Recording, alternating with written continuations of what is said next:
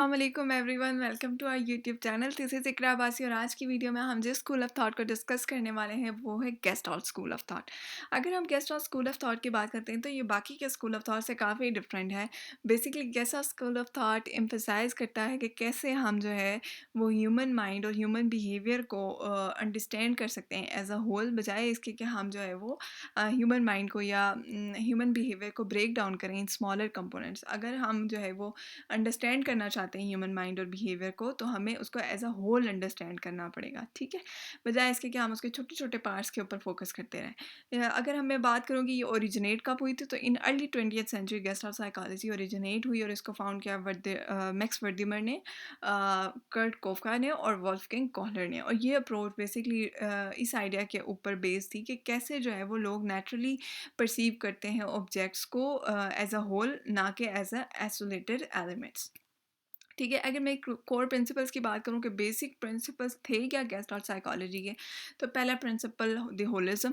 अगर हम होलिज्म की बात करते हैं तो जैसे मैंने बताया कि ये प्रिंसिपल ये कहता है कि एक ह्यूमन जो है ना वो एज अ होल परसीव करता है चीज़ों को, बजाय इसके कि वो किसी भी चीज़ के पार्ट्स के ऊपर फोकस करें।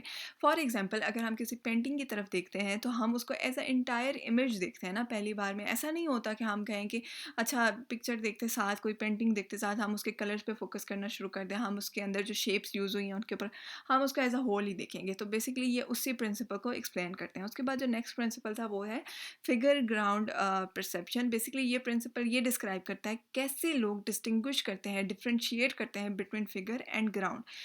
फिगर क्या है, वो ऑब्जेक्ट जिसके ऊपर आप फोकस करते हैं, और ग्राउंड इज़ द बैकग्राउंड, मतलब जो बाकी की चीज़ है वो बैकग्राउंड में फेड अवे हो जाती है। फॉर एग्जांपल, ये जो एक पिक्चर आपको नज़र आ रही है, अगर आप इसके ब्लैक एरिया पे फोकस करते हैं तो आपको ये एक वेज नज़र आएगी, लेकिन अगर आप इसके वाइट एरिया पे फोकस करते हैं तो आपको ये टू फेसेस नज़र आएंगे। तो इट डिपेंड्स कि आप किस चीज़ के ऊपर फोकस करेंगे, वो आपका फिगर बन जाती है और बाकी की चीज़ आपका बैकग्राउंड बन जाती है। यानी अगर आप ब्लैक एरिया पे फोकस करेंगे तो ये आपका फिगर है, आपको वेज लग रहा है और बाकी का बैकग्राउंड बन गया। लेकिन अगर आप वाइट एरिया पे फोकस करें तो वो आपका फिगर है और ब्लैक एरिया फिर बैकग्राउंड बन गया, और इसीलिए आपको वाइट एरिया से आप इसको एज अ टू फेसेस जो है वो परसीव करते हैं।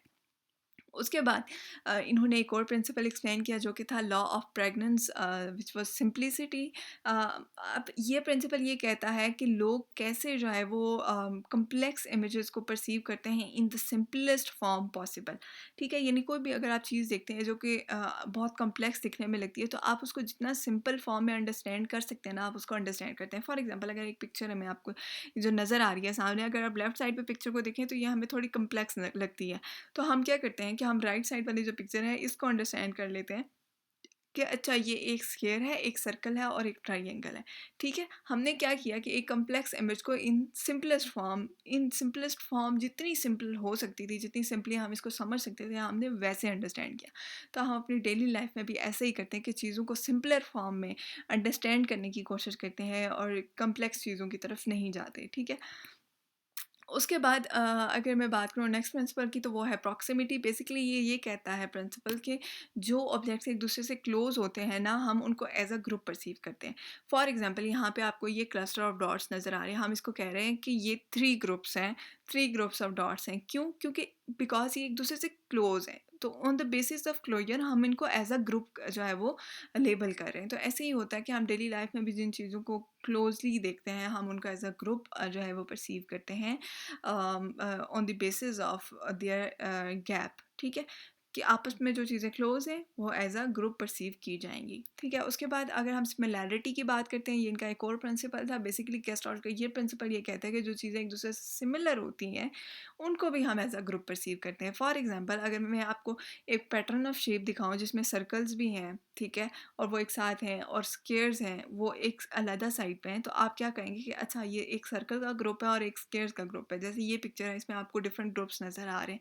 तो इस तरह से जो सिमिलर चीज़ें होती हैं हम उनको एक ग्रुप की जो है वो कह देते हैं कि कैटेगराइज कर देते हैं, हाँ ये एक ग्रुप है, क्योंकि उनकी शेप सिमिलर होती है। ठीक है, उसके बाद जो नेक्स्ट प्रिंसिपल है वो है कंटिन्यूटी। बेसिकली ये प्रिंसिपल ये कहता है कि जो लोग होते हैं वो एज़ अ कंटीन्यूअस चीज़ों को परसीव करते हैं, कंटीन्यूअस स्मूथ और flowing lines rather than disjointed ones. For example अगर मैं आपको ये जो सामने लाइन नज़र आ रही है, आप इसको as a continuous line perceive कर रहे होंगे, आप ये नहीं कह रहे होंगे अच्छा ये डॉट्स हैं, या अगर ये फॉर एग्जांपल ये लाइन यहाँ से होती, यहाँ तक होती और फिर यहाँ से शुरू होती, तो आप ये ना कहते कि ये 3 लाइन्स हैं जो कि एक ही फॉर्मेट की हैं या एक ही तरह की बनी हुई हैं और वो थोड़े-थोड़े गैप्स हैं, बल्कि आप कहते हैं ये एक ही लाइन है, ठीक है?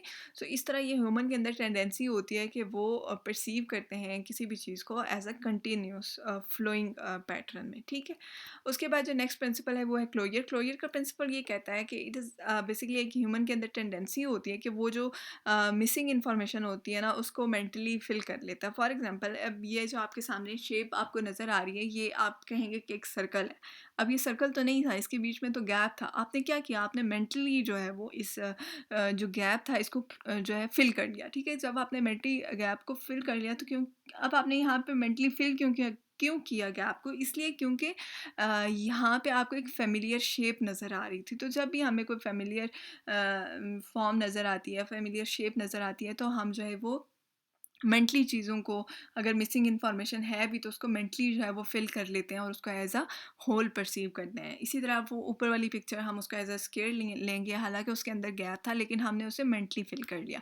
उसके बाद जो नेक्स्ट चीज़ है वो है एप्लीकेशंस। प्रिंसिपल्स हमने देख लिया, अब इनकी एप्लीकेशन क्या है, हमने देख तो लिया कि गेस्ट और प्रिंसिपल्स होते क्या है। तो बेसिकली जो गेस्ट और प्रिंसिपल्स हैं इन्होंने विजुअल परसेप्शन में भी हेल्प की, क्योंकि आप हमने देखा कि इन्होंने हमें हेल्प किया कि कैसे लोग परसीव करते हैं विजुअली इंफॉर्मेशन को।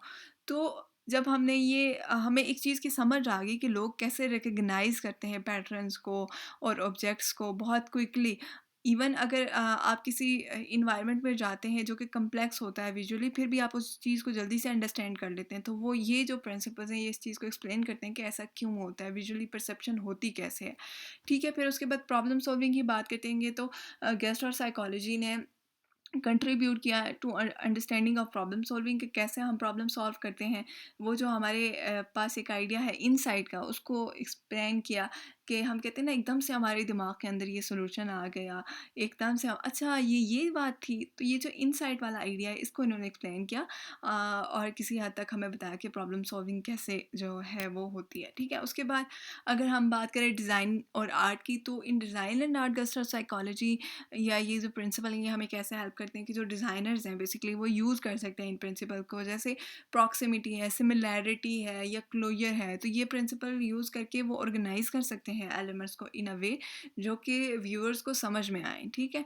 उसके बाद अगर हम लर्निंग एंड मेमोरी की बात करें तो गेस्ट और साइकोलॉजी ने बहुत ज़्यादा एजुकेशनल प्रैक्टिसेस को भी इन्फ्लुएंस किया है by emphasizing the importance of understanding the whole context rather than isolated facts। ठीक है, इन्होंने हमें हेल्प किया कि अगर आप फॉर एग्जांपल एक बच्चे को कोई चीज़ लर्न करवा रहे हैं तो उसको एक पूरा कॉन्टेक्स्ट बताना ज़रूरी है, एक होल कॉन्टेक्स्ट पे फोकस करना ज़रूरी है, बजाय इसके कि आप आइसोलेटेड फैक्ट्स के ऊपर फोकस करते रहें। ठीक है, उसके बाद अगर मैं कहूँ कि इस अप्रोच के ऊपर क्रिटिसिज्म क्या हुआ था, तो कुछ लोगों ने ये कहा कि ये जो प्रिंसिपल्स हैं ये ज़्यादा डिस्क्रिप्टिव हैं rather देन एक्सप्लेनेटरी। मतलब ये कि ये डिस्क्राइब तो करते हैं कि परसेप्शन कैसे काम करती है, लेकिन ये नहीं एक्सप्लेन करते कि ऐसे क्यों हम जो है वो परसीव करते हैं चीज़ों को। और दूसरा क्रिटिसिज्म इस स्कूल ऑफ थॉट पे ये हुआ था कि बहुत ज़्यादा सब्जेक्टिव होती है परसेप्शन का प्रोसेस जो होता है ना। हम अब ये जो परसेप्शन का प्रोसेस आपने हमें बताया है, इस स्कूल ऑफ थॉट ने हमें बताया है, ज़रूरी नहीं है कि यूनिवर्सली डिफरेंट कल्चर्स होते हैं सोसाइटी के अंदर, ठीक है? तो हर एक कल्चर में ही ऐसे ही परसेप्शन हो रही हो। सो ये कॉन्टेक्स्ट टू कॉन्टेक्स्ट जो है वो परसेप्शन डिफरेंट हो सकती है, ठीक है? उसके बाद वाइल कंक्लूडिंग मैं यही कहूँगी कि यूनिक पर्सपेक्टिव है जो कि बाकी की साइकोलॉजिकल अप्रोचेस से डिफरेंट था, क्योंकि बाकी की अप्रोचेस जो है वो फोकस कर रही थी कि कैसे मेंटल प्रोसेसेस को ब्रेक डाउन किया जा सकता है इनटू स्मॉलर पार्ट्स, और इसने फोकस किया कि कैसे एक holistic nature of human experience क्या होती है और उसको एक्सप्लेन किया। So it was different from other, ठीक है? ये थी आज की वीडियो। आई होप आप लोगों को पसंद आई होगी।